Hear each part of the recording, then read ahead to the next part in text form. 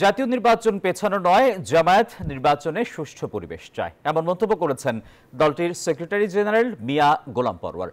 সোমবার সকালে ১৯ জুলাই জাতীয় সমাবেশের প্রস্তুতি ঘিরে সোহরাওয়ার্দী উদ্যান পরিদর্শনে গিয়ে এসব কথা বলেন তিনি।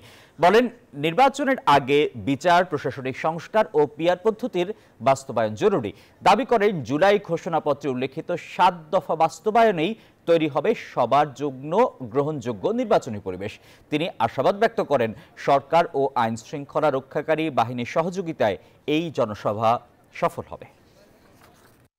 নির্বাচন আমরা চাই, কিন্তু সেই নির্বাচন যেন তেন নির্বাচন না হয়। তো যেন তেনর অর্থই হলো কোন দিকে প্রশাসন ঝুঁকে পড়বে, নিরপেক্ষ হবে না, আবার ইলেকশন ইঞ্জিনিয়ারিং হবে, আবার প্রশাসন জবরদস্তি করবে, কেন্দ্র দখল হবে।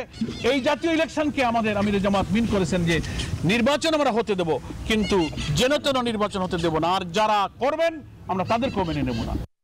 বান্ডেল থাকলে প্রতি সেনমানিতে টাকা বাঁচবে। বিকাশ সেনমানি বান্ডেল কিনে জিতুন প্রতি লেনদেনে।